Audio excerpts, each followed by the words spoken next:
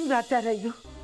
ಆ ಜಾನ್ವಿನೇ ನಮ್ಮ ಹತ್ರ ಕರ್ಕೋಬೇಕು ಅಂತ ಪ್ರಯತ್ನ ಪಟ್ಟಷ್ಟು ಅವಳು ನಮ್ಮಿಂದ ದೂರ ದೂರ ಹೋಗ್ತಾಳೆ. ಏನು ಮಾಡೋದು? ಮಾಡೋ ಪ್ರಯತ್ನ ಮಾಡಾಯ್ತು. ಹಣೆ ಬರ ಅಂದ್ಕೊಂಡು ಜಾನ್ವಿನ್ ಮರ್ತು ಬಿಡೋದು ಒಳ್ಳೇದು. ಏನು ಮಾತಾಡ್ತಿದ್ದೀಯ ಲಲಿತಾ ನೀನು? ನಿನ್ನ ಮಗಳಾಗಿದ್ರೆ ಹೀಗಂತಿದ್ಯಾ? ನಮಗೂ ಅವಳ ಬಗ್ಗೆ ಪ್ರೀತಿ ಇದೆ ಅತ್ತೆ. ಆದರೆ ಅವಳು ಹೀಗೆ ಹಠ ಹಿಡಿಸ್ಕೊಟ್ರೆ ನಾವೇನು ಮಾಡೋಕ್ಕಾಗುತ್ತೆ ಹೇಳಿ? ವಿಷಯನ ಅಷ್ಟು ಸುಲಭವಾಗಿ ತೀರ್ಮಾನ ಮಾಡೋಕ್ಕಾಗಲ್ಲ ಅಕ್ಕ. ಶ್ರೀಗೆ ಜಾನ್ವಿ ಬಗ್ಗೆ ಕೋಪ ಇದ್ರೂ ಒಳಗಡೆ ಪ್ರೀತಿ ಇದೆ.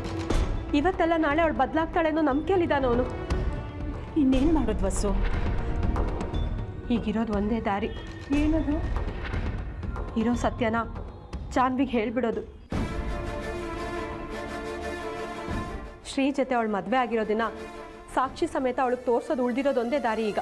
ಹಾಗೆ ಮಾಡಿದ್ರೆ ತೊಂದರೆ ಆಗುತ್ತೆ ಅಂತ ಡಾಕ್ಟ್ರ್ ಹೇಳಿದ್ರಲ್ಲ, ಅದಕ್ಕೆ ನಾವು ಸುಮ್ಮನೆ ಇದ್ದಿದ್ದು. ಇಲ್ಲದ್ರೆ ಈ ಕೆಲಸ ಮುಂಚೆನೇ ಮಾಡ್ಬೋದಿತ್ತಲ್ಲ. ಈ ಕಿಡ್ನಾಪ್ ನಾಟಕ ಎಲ್ಲ ಬೇಡವಾಗಿತ್ತು. ಆದರೆ ಇದು ಬಿಟ್ಟರೆ ಬೇರೆ ಯಾವ ದಾರಿನೂ ಉಳಿದಿಲ್ಲ ಅಕ್ಕ.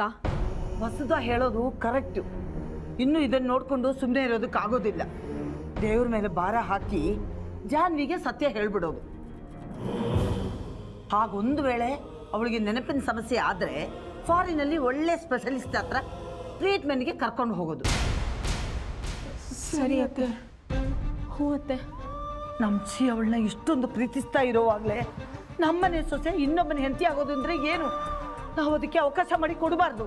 ಆದರೆ ಶ್ರೀಗ್ ವಿಷಯ ಗೊತ್ತಾಗ್ದಿರೋ ಹಾಗೆ ನಾವೇ ಹ್ಯಾಂಡಲ್ ಮಾಡಬೇಕು.